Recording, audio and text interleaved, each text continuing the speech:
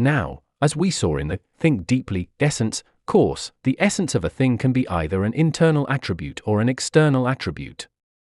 We can then see that the only internal attributes of the value that people recognize are the type of value, such as pleasure or fun, and the degree of value, such as high or low, large or small. This is similar to the fact that the only internal attributes of the pain people recognize are the type of pain, such as stabbing or dull, and the degree of pain, such as strong or weak. And the type and the degree, even if only slightly, vary from value to value, like there is no exact same type of pleasure, no exact same degree of fun. That is to say, there is no common type and degree of value. Then, neither type nor degree can be the essence of value. Thus, the internal attributes of value cannot be the essence of value. Therefore, the essence of value must be found not in the internal attributes, but in the external attributes, that is, the relations with other things. Now, people don't feel value in a thing that they don't know.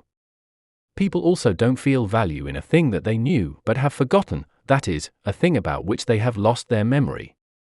And to know is to recognize, and memory is stored recognition. So, in other words, people only feel value in a thing that they recognize. Therefore, value can be thought of as something that is created by recognition. And people consider that a thing has value when it causes emotion, such as pleasure or fun. Then, value can be thought of as something that is created by recognition and causes emotion. Furthermore, to be something that is created by recognition and causes emotion, which is its relations with other things, namely recognition and emotion, can be said to be an external attribute that is common to all of value and not common to all other things, that is, a universal characteristic of value.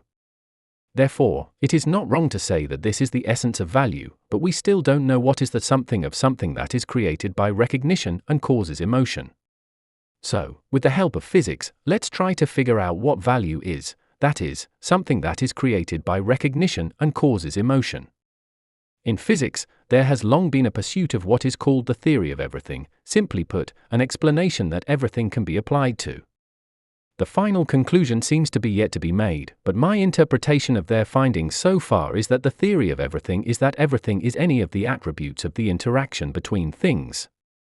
This is the perspective that everything is either a thing that creates an action, a thing that receives an action, or an action as a reaction of a thing that receives an action, and I call this the interaction model of the theory of everything. Of course, an action is also a thing, but a thing that does not create an action. And everything can be applied to this interaction model. Therefore, the value, namely, something that is created by recognition and causes emotion, can also be applied to this model.